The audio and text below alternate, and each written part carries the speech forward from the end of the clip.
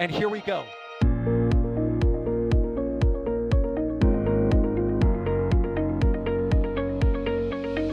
have liftoff. Propulsion continues to be normal. R68 chamber pressure looks good. Doubling up.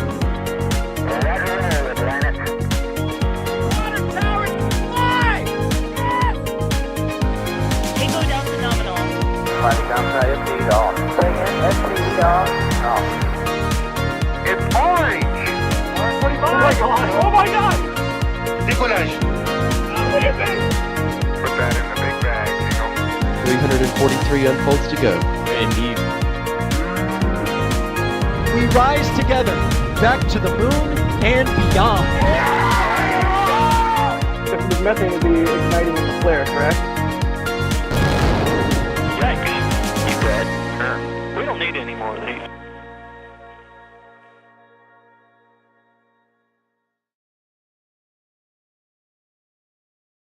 Good evening from beautiful Cape Canaveral, Florida. You are looking live at the Falcon 9 rocket on Space Launch Complex 40 at the Cape Canaveral Space Force Station ahead of the Starlink 6-11 mission.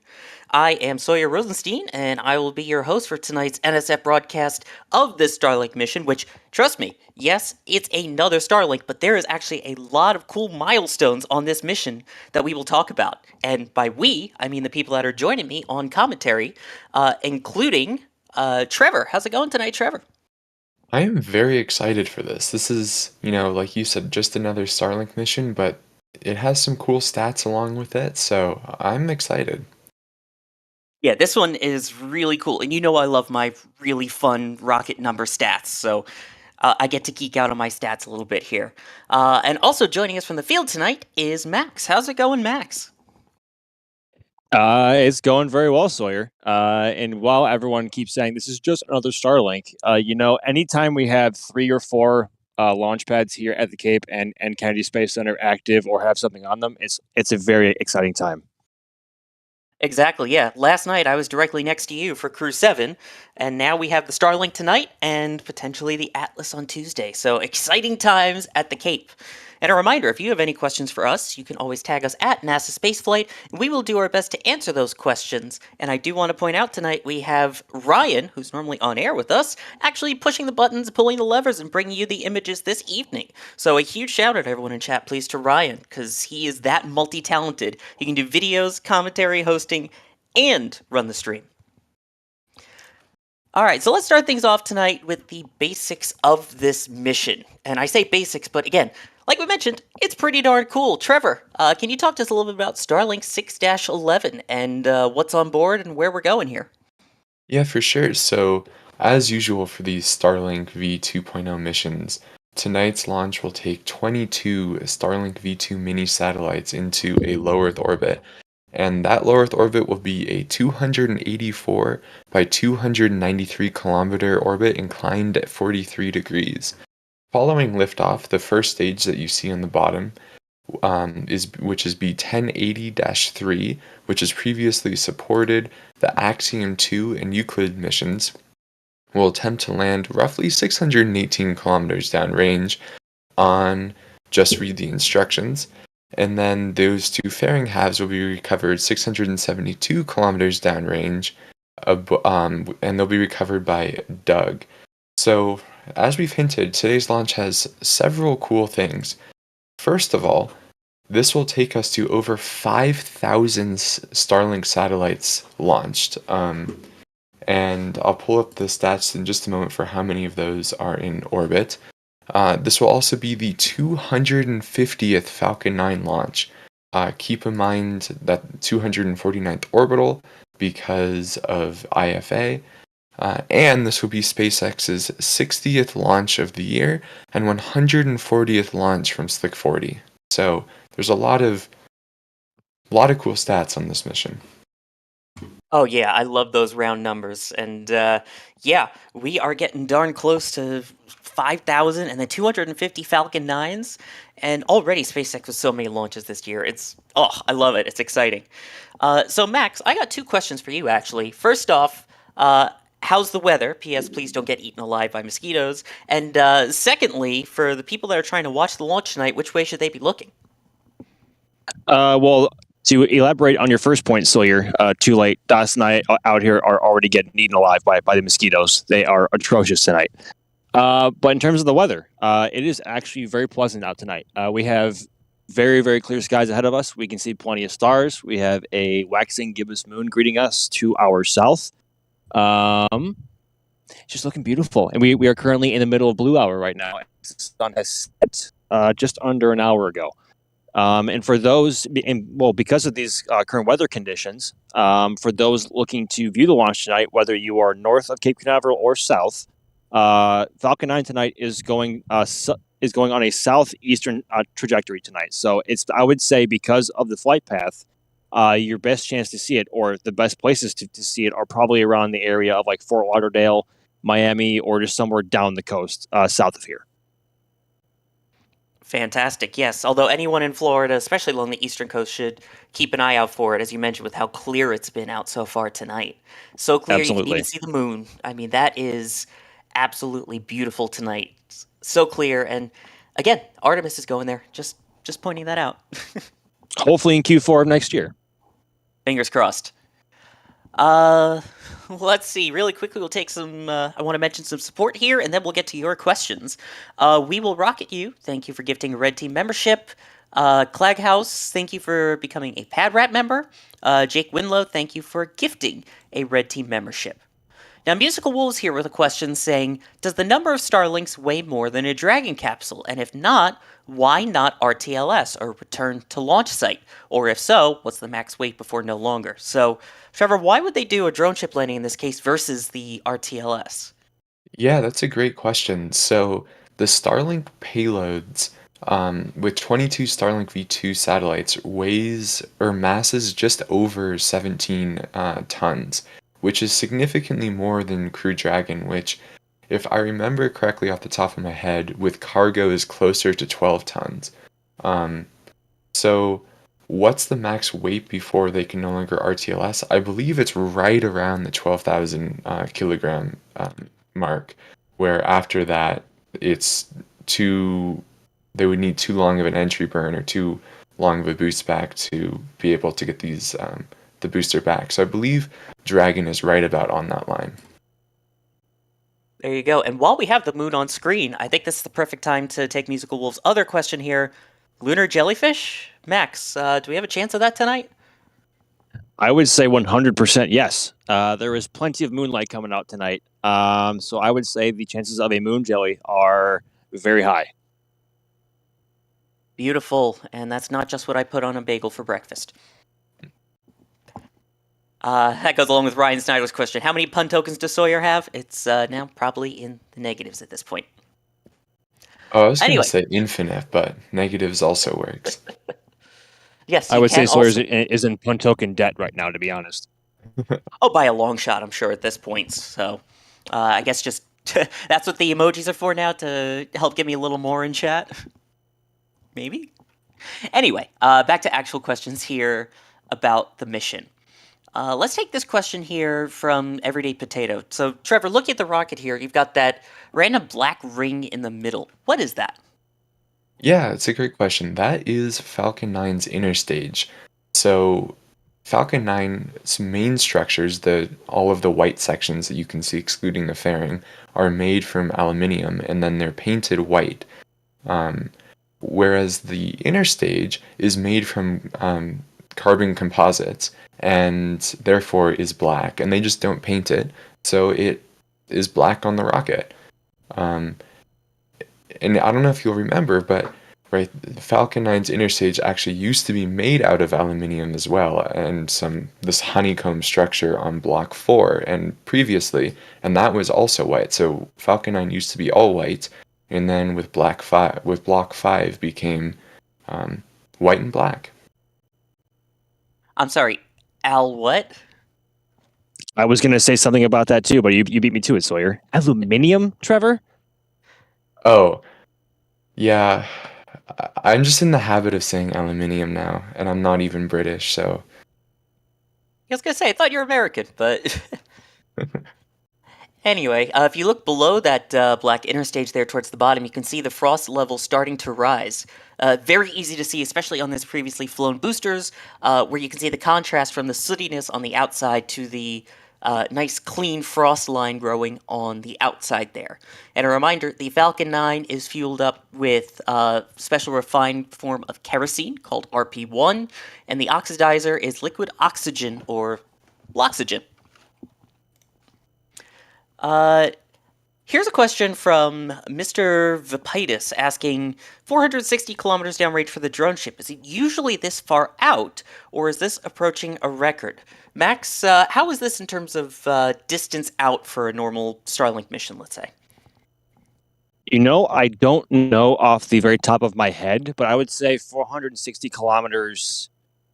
It isn't the farthest out, I believe, a drone ship has been, but that is a significant distance away from Florida. Yeah, I mean, we've seen them over 1,000 previously for certain missions, and that, again, really pushing Yes. Falcon 9 to its performance limits, and Falcon Heavy for that matter, so, yeah. Just to clarify, by the way, the drone ship today is 618 kilometers downrange, not 460, which is that's my fault. I'm sorry. So 600 kilometers, that sounds a lot more. That sounds a lot more like a record to me. But again, I don't know the exact specs off the top of my head. No, this is actually a little bit shorter than most Starlink missions, but it's very average. And then, as Okay. Sawyer said, some of the Falcon Heavy missions have gone significantly further downrange. Yeah, I mean, Back it's when, about back when they average used to for... support. Yep. So go ahead, Sawyer. Sorry. I was going to say, it's about average for the Starlink V2 minis that we're used to seeing at this point, and Alex mentioning in the back chat that the furthest for a single-stick Falcon 9, aka not Falcon Heavy, was 691 kilometers for Euclid, which, again, was this booster's one of these boosters' missions. Let's continue along here. And let's take this question from SN21. As if we didn't get enough controversy from aluminium, SN21 asking, is it stubby today, meaning the second stage engine nozzle? For Starlinks, do we typically see the quote-unquote normal ones, or is it a stubby nozzle like we've seen on occasion? And why the difference anyway? So unfortunately, as for now, Starlink, the performance needed for these Starlink V2 mini missions, the performance needed would excuse me, that was a horrible way to intro that. Because of the performance needed for these Starlink V2 mini missions, they need the full size nozzle. Because with the stubby nozzle, they do lose a little bit of performance, even though they do save a bit of weight. So unfortunately, for Starlinks for the foreseeable future, they will fly with the full size vacuum nozzle. I think you mean fortunately. I think I meant unfortunately, Trevor. My goodness. My goodness. Oh boy, yeah, we're just poking the chat here tonight between metallic names and engine nozzles. So, do we have to poll chat again? Oh gosh, please no. I'm sure we can come up with better for that point. Do want to acknowledge a couple more things of support that have come in. Jim Cavett, thank you for gifting a Red Team membership. John Gaffney, thank you for becoming a Red Team member. Jim on the Water, thank you for becoming a Red Team member. Jason, thank you for becoming a Pad Rat and then immediately upgrading to a Red Team member. And that's Guy, thank you very much for the super chat. No message, but still greatly appreciated. Here's a really interesting question from Michael Bertoldi, and I'm going to throw this one to you, Trevor. Would it be a good idea to put Raptors on Falcon 9? So I guess there are kind of several ways you can think about this question, and right, it's a fact that Raptor is quite a bit more efficient and more powerful than Merlin, despite not being too much larger. So the question then becomes, would it make sense for SpaceX to have to redesign the Falcon 9 to accommodate Raptor, which, keep in mind, right, Falcon 9 runs on liquid oxygen and RP1, whereas Starship and Raptor run on CH4 and LOX. So they would have to completely change the tank structures, they would have to change the fueling lines, they would have to change the insulation between tanks and all of that. And then, of course, all of the engine plumbing would have to change, and the engines on the bottom would obviously have to change. So it's a lot of work. And while it could have some advantages, SpaceX's attitude is, why would we put that much more development into Falcon 9 when we already have a vehicle designed around the Raptor, which is Starship? So it could be a good idea if, they didn't have Starship, but since they do, it just makes more sense to keep Falcon 9 largely as is and let it be the successful rocket that it is while Starship is dealing with Raptor problems and all of that.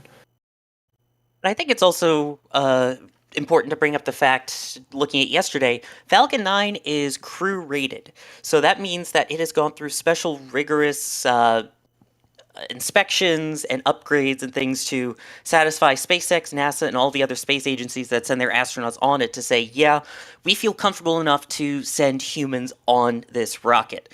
If you make a change that dramatic, you're going to have to re-crew rate the entire vehicle, which, considering that they're launching at least one mission to the ISS for NASA every 6 months, and now you've got the private missions, like you've got Polaris Dawn coming up, we just had Axiom 2, which again, this booster supported. It's kind of important to keep that crew rating active and not have to redo all that. And like you mentioned, Starship eventually will carry crew, so that will be an option down the line. Now, we are about 20 seconds away from one of my all-time favorite events. It's great to see in person, it's great to see on stream, and we even have our close-up camera that we can see as well that will give you some good view of it.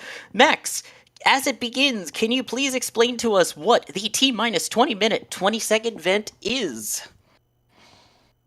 Sure, and there it goes, right on cue, Sawyer. Good timing. Thank you. So basically, this 20-minute vent is basically the SpaceX team's purging the transporter erector lines of any unwanted fluids or gases or moisture before they begin liquid oxygen loading of the second stage. Because the last thing you want, of course, in your propellant tanks are foreign substances. So this is basically, in layman's terms, this is them basically just cleaning and purging the lines before they begin LOX loading. There you go, and I believe they use liquid nitrogen for that. Yes, they do.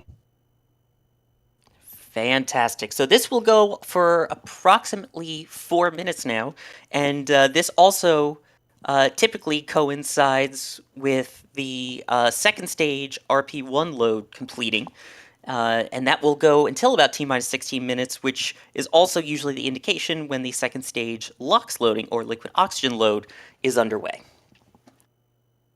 And I do want to give a shout out tonight. We have 2 people out there with really cool cameras tonight. So you've got Max's camera there on the left, and Das is operating a really cool super zoom on the right, which I love not only because of the zoom, but it really gives you a feel of how the atmosphere is interacting with everything tonight. Absolutely beautiful. Hey, Sawyer, can y'all hear me? Absolutely. Hi, Das. There's an awful lot of atmosphere between my camera and the rocket. And in order to actually fit the rocket in frame, I have to back it off to about half of what I've got. We've, because of all the support we get from all the folks who watch, we had the opportunity to try out some new equipment. So we have a new camera that worked out really well last night with the Crew 7 launch, and I'm going to give it a couple more bits of practice here, but this camera is going to be bound down for Starbase to help us cover the next launch of Starship. So last time I took some cameras down there and I didn't have a lot of time to practice with them, and so this time I'm down here at the Cape doing some practicing with new equipment, so when Starship gets to go, we have some camera hours under our belt. But anyways, we're able to do this because y'all keep supporting us, so thank you so much for hanging out. Thank you. Yes, thank you to everyone for all of the support, and that's a heck of a tease now for the second Starship flight. Ooh, that's going to be really exciting. It's good to have practice. It's good to practice with your equipment, so here we are. Practice makes perfect, and I gotta say, it really does set the atmosphere for tonight's launch. Does that count? It sees the atmosphere for tonight's launch. I don't know if it sets it. Anyways. That's minus 2 pun tokens then, because I think that was 2 really pun tokens, nice. All right, I'm going to go back and continue not touching the camera because if I breathe on it, it shakes. There you go. Well, while we have the 2 views up, including that larger view there, that's a really good question here from Booster9 saying, what's that brown structure on the left? And X-Bar adding on to that, if you crane your neck there, is that a crane on the left of the rocket, Max? What's out there at Pad 40? Well, let me take a look at Doss's screen here because I don't have near the zoom that he does tonight, unfortunately.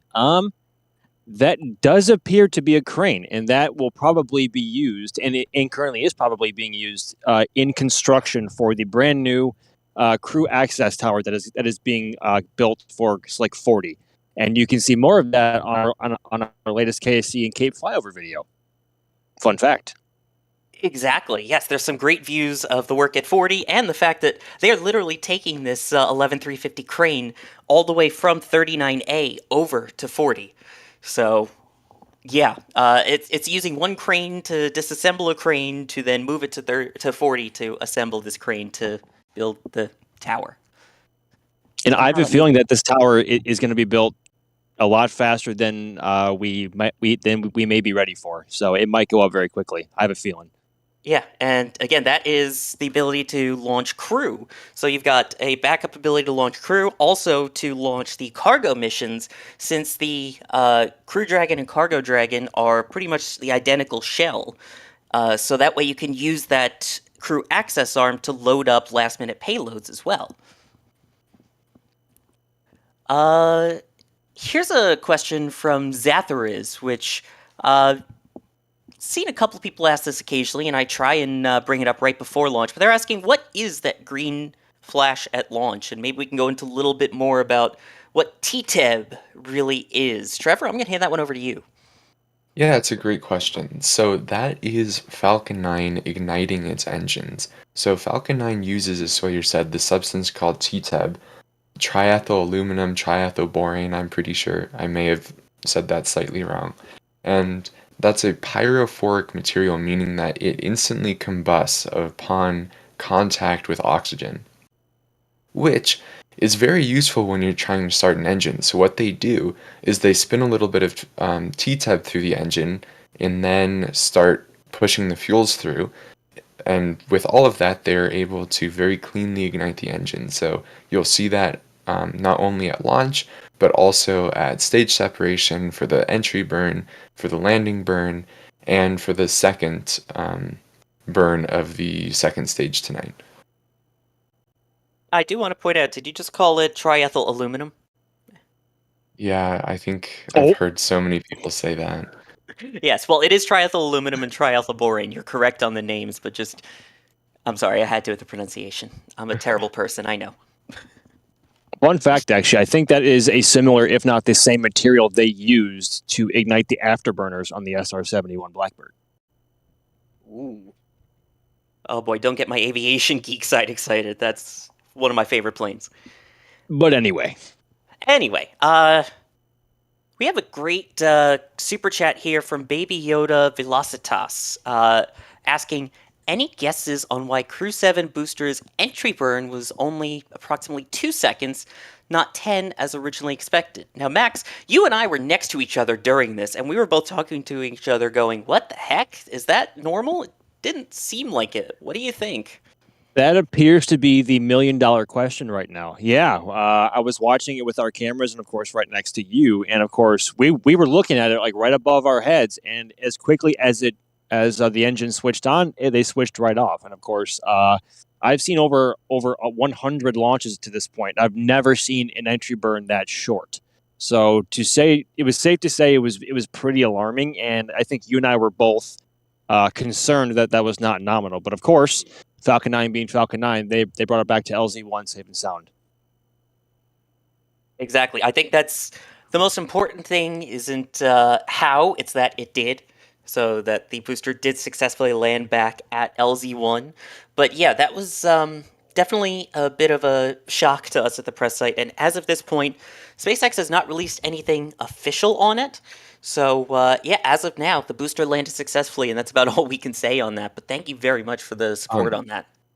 Yeah, So unfortunately, SpaceX... Oh, sorry. Go ahead, Trevor. I was just going to say one thing that I'll add is, in my opinion, the chance that was an engine failure was very low.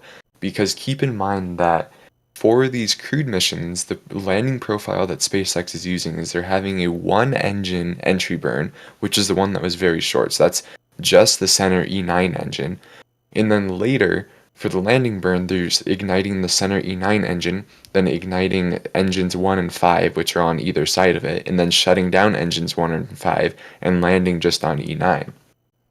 So I don't see a world in which the engine shuts down prematurely, or like has a hardware issue, but then they're able to reignite it and land successfully. So to me, my speculation, and emphasis that this is my speculation, is that this was some software issue or some sensor issue in the booster, that it thought it was further along in the burn than it actually was. It's also worth noting that because of the single engine entry burn, Falcon 9 has a lot more work to do with the 131 burn closer to the ground. And because that burn was short, it was carrying a lot more velocity with it as it was coming through the lower atmosphere. So and also the 131 landing burns are also some of the most dramatic, because with the single engine landing burns, the landing deceleration looks a lot more stable from an outsider's perspective. But with the 131, I was on top of our building over here for Axiom 2, and that was the first time that they tried a 131 on a crewed mission, and the booster was screaming towards the LZ, and when it lit all three, the booster just seemed to stop midair. It was so dramatic. So the booster has a lot more work to do because of that single engine entry burn. Yeah, this one kind of looks like it hovered once it finally fired those up, which, by the way, it should be worth pointing out, traditionally you'll see the 9 engines, then you'll see 3, and then 1. You know how I know that? Because it's on our launch entry and landing merch at shop.nasaspaceflight.com. If you want to know all what we're talking about here with the way these boosters land, including on the drone ships, we have our launch entry landing, which has the exact engines in the correct configuration of how they typically light. So obviously all 9 for launch, you get the 3 for entry, and the single for landing. This being the rare exception last night with the 131, which we don't see very often.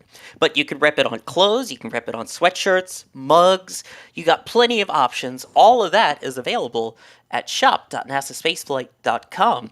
And a reminder, if you order anything while we are live here, you can also send in a store message that we can show on air if you so choose. So that is all available for you, along with all of our metal prints, our Starship gear, all of that awesome stuff. And thank you, Ryan, for bringing that up for us. All right. Got a couple more questions and some support here that I do want to address. Screen name, thank you for gifting 5 Red Team memberships. I promise that's actually their screen name. I'm not just being generic. Bruce Fallon, thank you for becoming a PadRat member. While we were talking about the T-Tab, Musical Wolves asking here, how many engines require the T-Tab, Trevor? Yeah, it's a really good question. So on the ground, all 9 engines are started with T-Tab that is provided through the transporter erector. So they have some tanks off-site or near the launch pad, and that's flown through to ignite the engines. Then once the booster is in flight, only 3 of the engines have these things called T-Tab canisters.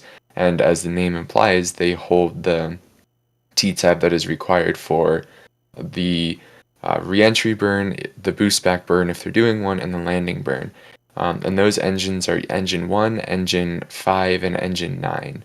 Then, of course, the second stage also has to carry its own T-Tab, so. All right. And holy smokes, John Malkin coming in here with the $99.99 super chat. First off, thank you so much for the extremely, extremely generous support during this Starlink mission here. And also a really good question as well, asking, is the flame diverter sufficient to launch crew at Farty? Or are there other modifications needed besides the tower and related systems? Also saying, great job. First off, thank you. It's our pleasure to do this for you.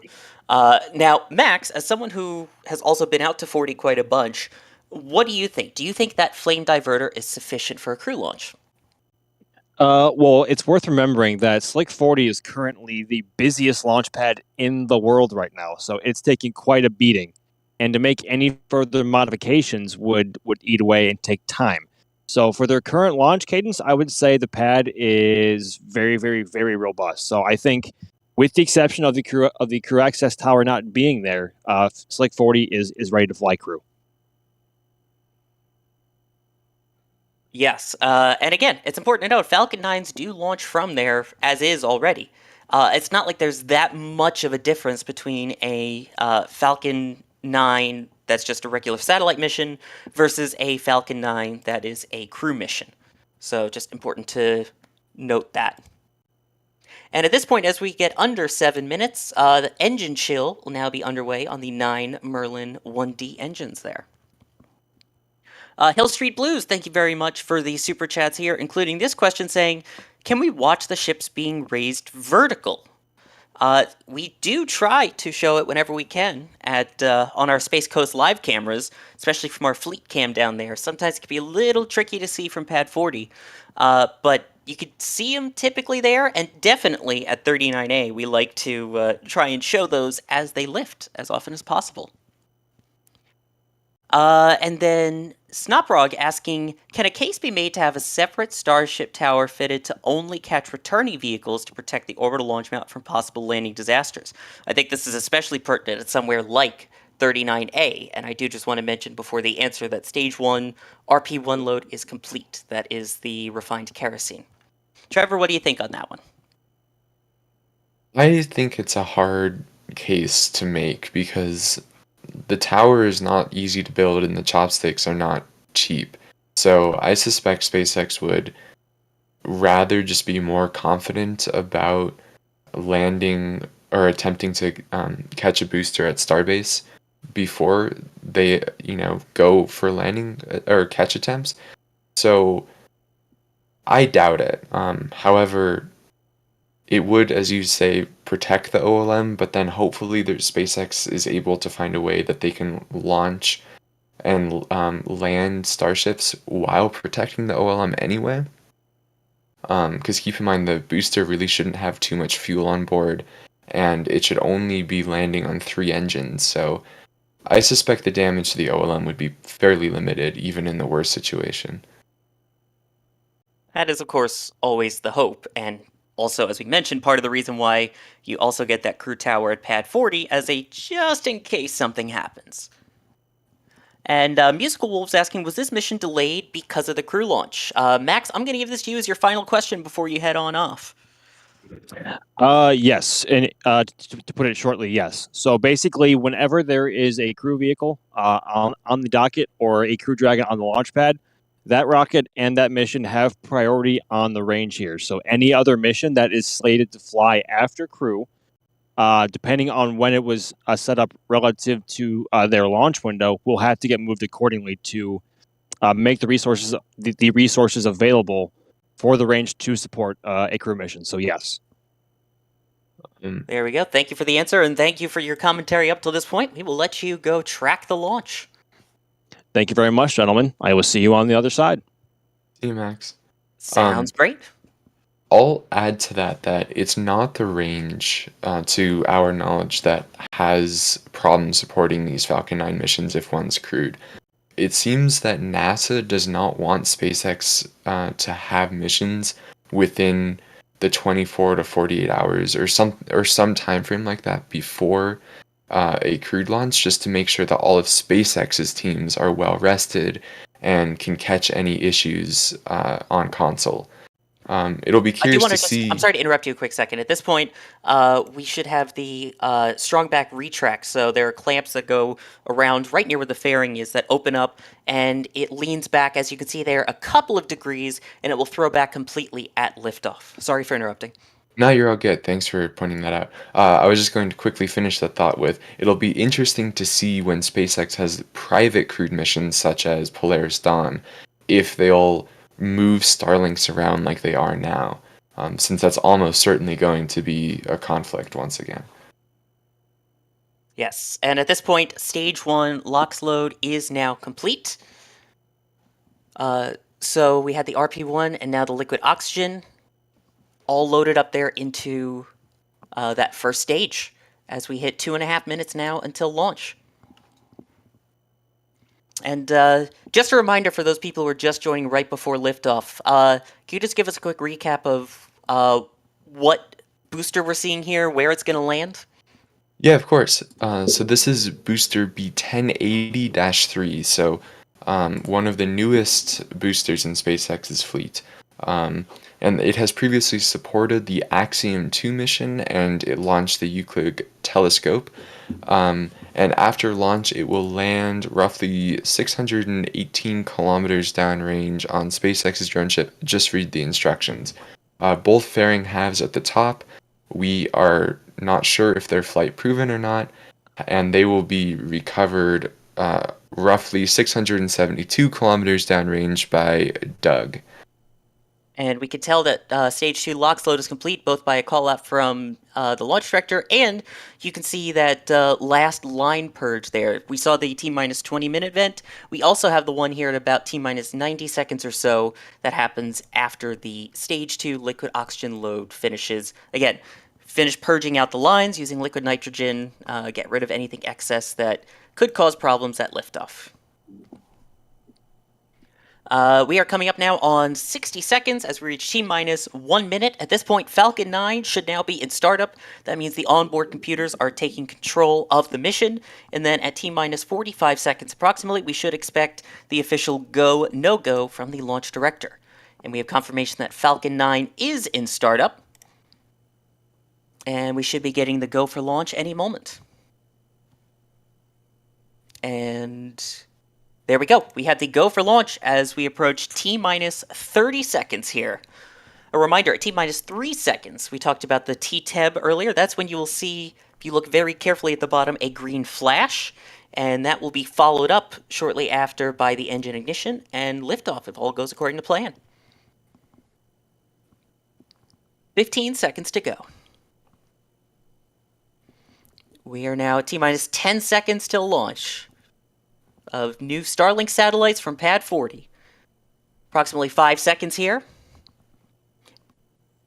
Keep an eye out there for the ignition. And liftoff. We have liftoff of more Starlink V2 mini internet satellites on Starlink 6-11. Go internet satellites V2, go.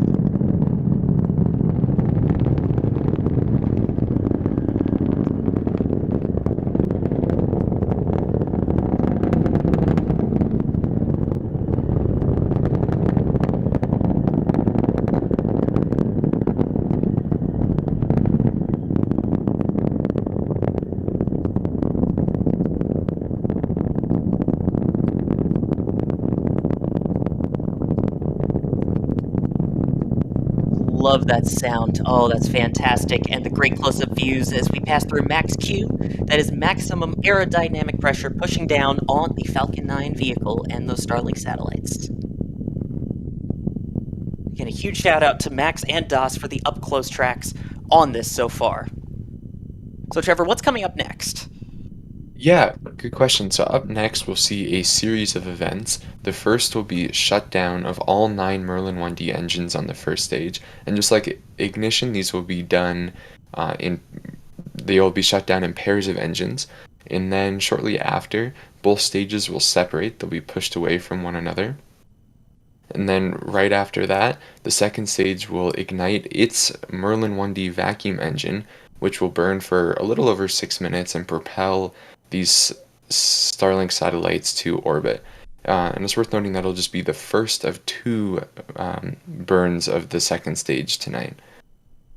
Exactly. And MECO, or main engine cutoff, as you mentioned, that first portion is expected in about 10 seconds or so from now. But look at that gorgeous blue color as it goes up higher into the atmosphere. Absolutely stunning here. You could also see the engines individually as they spread out through that thinner atmosphere. And there is MECO. We have main engine cutoff. That will be followed by first and second stage separation, which we can see that as well on SpaceX's feed there. There we go. There is the separation. And next up, as you mentioned, SES-1, or Second Engine Startup 1. And there it goes. For those of you that were wondering what that little ring was, that is a stiffener ring that holds the engine in place until it is into the upper atmosphere / space to help keep its shape. The next thing should be fairing separation momentarily. And there comes the lunar jellyfish, by the way. Look at that. That is the light from the moon interacting with the plumes from that Falcon 9 second stage, creating that gorgeous bluish color there. Oh, that never gets old.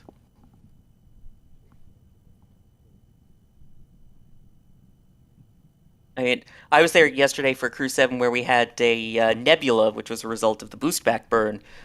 That blue color is something in person, I'll tell you. There's nothing like that.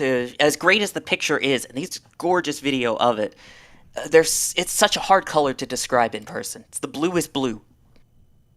Yeah, I really need to go down for one of these RTLS missions and not have it scrub. So, yeah, well, this one is our drone ship mission, so even if you get one with a clear night with the moon shining and not too many clouds. Yeah, but like you said, the plume interactions and everything on the RTLS missions like last night, and especially on Falcon Heavy at night, they're so gorgeous. Oh, it's absolutely amazing. And again, the fact that we're still tracking it on the right there, fantastic work by our team down at the Cape, I do have to say. So here's what we can expect coming up next. The next thing, we still have about a minute and 45 seconds till this happens, but next up will be the first stage completing its entry burn. That is an approximately 20-second burn that helps slow the vehicle down by basically using its own engines and riding through its own fire to help slow itself down as it gets into the deeper parts of the atmosphere. It's using fire with fire. Yeah, and today's entry burn is supposed to be 20 seconds long, according to SpaceX's website. Hopefully they don't have any weird shorter burns than expected today. Yeah, very true. As we saw last night for Crew 7. But again, that booster landed. And we have seen before with other Starlink missions that it's been kind of close to 20 seconds. Sometimes it's a little longer. Sometimes it's a little shorter. So if it's not exactly 20 seconds, don't be alarmed. If it's within 5 seconds or so, either way, that's totally normal for these return missions here. The most important stat is that when it gets on top of the drone ship, that the speed is 0 kilometers per second. That's the important number. And you can see now on the right side that second stage, regular-sized Merlin vacuum engine burning, as we await the first stage entry burn on the left side of your screen within the next 10 seconds or so. You can also see in the bottom left those numbers there going down. That is the altitude decreasing for that first stage. You see the speed going up. Watch how quickly that number goes down once we get that entry burn. And there is that entry burn. Again, wonderful colors. That's that bluish color tonight really coming through. Yeah, and you can see all 3 engines currently ignited on the left, and then shutdown of outer 2 in the center. Beautiful. That's what we want to see. And now you can see kind of that atmospheric interaction with the grid fins as it works its way down. That's those things that kind of look like waffles there, and those will activate and start steering the vehicle once it gets to the landing burn, and again, can use the actual full thickness of the atmosphere that we're used to help itself steer. And you can see how quickly the booster is decelerating now, and despite it falling and not having its engines on, the atmosphere is just so dense that it is slowing it way down. Exactly. And also do want to point out that sometimes the second engine cutoff, or SECO, happens before landing. This is one of the missions where we should see the first stage land first, followed by second engine cutoff 1. So we'll keep an eye on the left side of the screen first, and then we'll turn our eyes to the second stage. And that landing burn should be coming up in the next 30 seconds or so. And that is the final burn that will take it down to the drone ship. Just read the instructions over 600 kilometers downrange.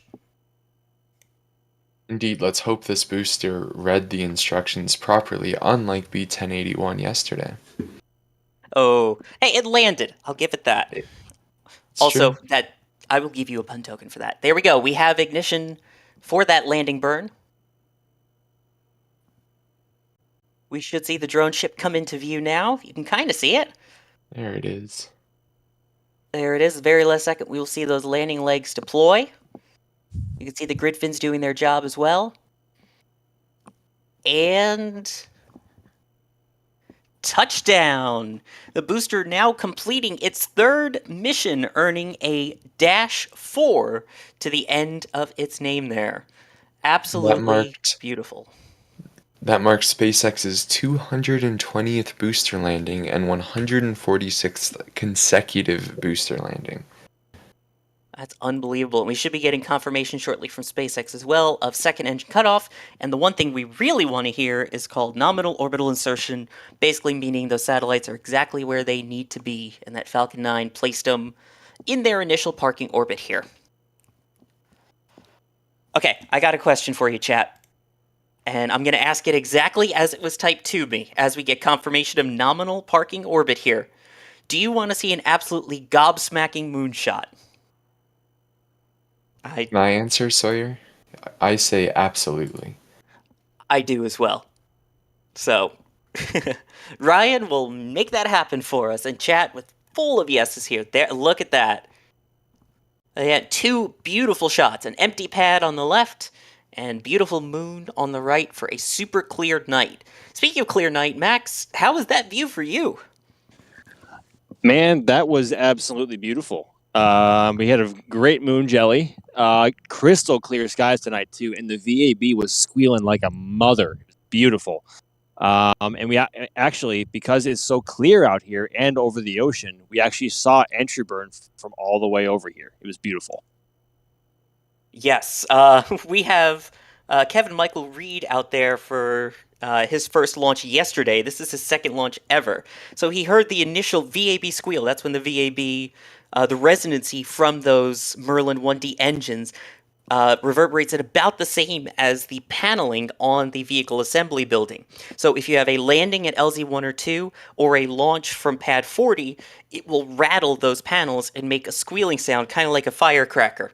So Kevin got his first one a little bit last night and then getting the full show tonight. And to quote him, if I may, in the back channel, it was squealing.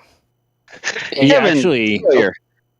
No, Kevin is going to be so spoiled because he's like, I've never seen a rocket launch. And then he comes out here and he's like, here's an Atlas rolling right past us we filmed the Atlas rollout. And then it's like, here's a crew mission launching. And then here's a Starlink launching. And he's down here for 7 days and he's going to get 2 or 3 launches and a bunch of up-close rocket activity. Totally spoiled. That's taking the words right out of my mouth. I was literally just going to say that. Max.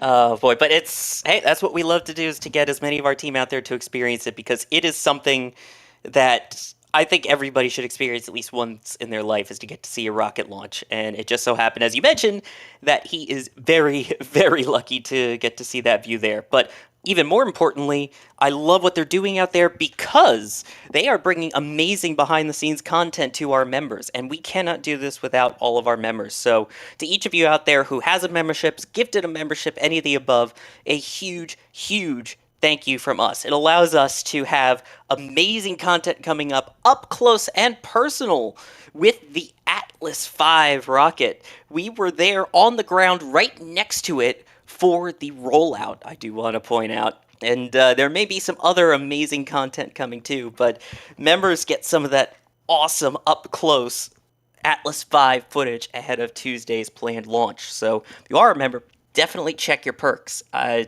think it's worth it personally. There is a lot of great content in the pipeline right now, so stay tuned. I got a sneak peek of it the other day. It is going to be exciting. That's all I can say is it's enjoyable. And not just because my pictures are already on there. I promise. Did y'all see these craters on the moon? Yeah. I don't Crazy. think we're still showing the moon shot, but I changed it to get the craters in the middle. That's ridiculous. Look at that. I believe that South Pole is kind of near where India just landed on the moon, right? Oh, yeah. Yeah. Okay, time out. Now, we're going to confuse people. Are we looking at the South Pole of the moon? I guess we're in the northern hemisphere. So we're sort of looking, because have you ever seen the thing where if you look at the moon in Australia versus you look at the moon in like North America, it's upside down because Australia's standing upside down relative to us, right? So if you look at the moon looks upside down. Like, just because I'm looking at the bottom of the moon, I wonder if I'm looking at the South Pole of the moon. I'd have to draw myself on a globe. Confirmation in the back channel from Alex, that is the southern pole. And, Okay, cool. Yeah. If you want to learn more about the Chandrayaan-3 mission and the lander, we did have a great update from Alicia in the recent This Week in Spaceflight. Just pointing that out. So that you don't even need to be a member to get that awesome stuff too. And we did get a sneak peek on screen of some of that behind the scenes member content too. So stuff to keep an eye out for here. We got a lot of support during the launch that I want to hit here really quickly. To Infinity Beyond, thank you for becoming a PadRat member. Joseph, thank you for the kind words on the great coverage and getting a couple of items from the store. Let's see what we got here. We've got some awesome merch there. Thank you very much for the support. Look at that with the Concrete Way to Go sticker. Oh, I've got my Concrete Way to Go merch coming shortly ahead of the second flight. Matthew saying bon nuit. Good night to you as well. Kevin saying, not our Kevin, I believe a different Kevin, saying, thank you, NSF team. Loving the coverage as well. Metal print desired from Sawyer's nebula-like flame interaction of plumes last night. If you're not sure what picture, it is on my Twitter at the moment, but at the NASA Man. But yes, we are in talks with the shop team here on that. So, DMS saying, shout out to Daniel B. Great stream as always. Echo Deal, when the moon hits your plume and it makes the light bloom. That's a moon jelly. And I believe I just got his copyright struck for that. Musical Wolves trying to tongue-tie me here. How many moons could moon if moon could moons? 7 is the answer, by the way. And South of Hollywood, thank you for becoming a Red Team member. And a reminder here, there's still a little bit of time left in this Falcon 9 mission, so we will keep you updated on socials on that. As Trevor, you were mentioning, there's still one more burn. Yes, By the there way, is one more burn.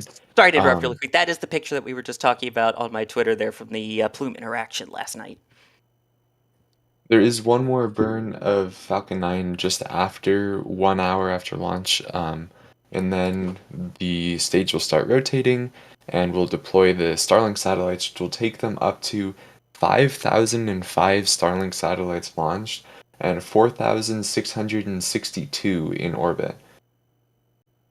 Wow, that's absolutely crazy numbers.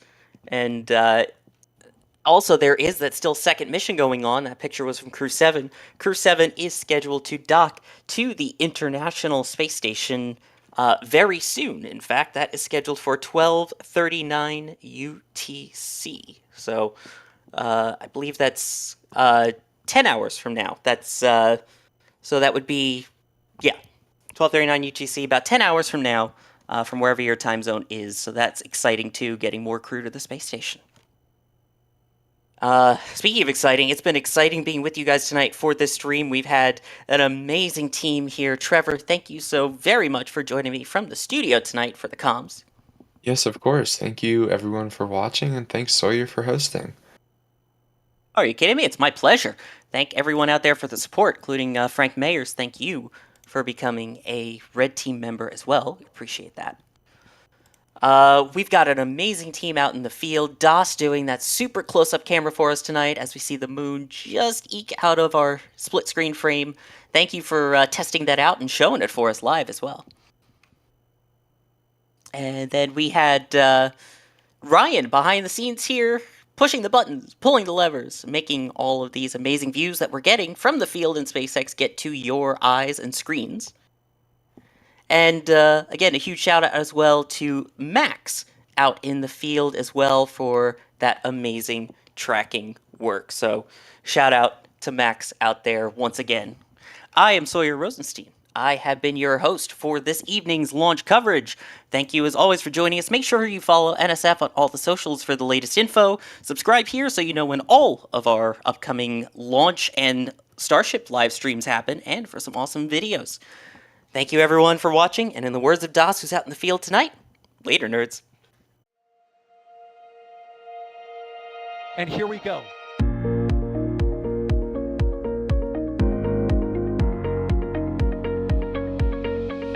We have liftoff. Propulsion continues to be normal. RS-68 chamber pressure looks good. Following up. Roger, planet. Water towers, fly! Tango down to nominal. Flight downside SPD off. Bring in SPD off.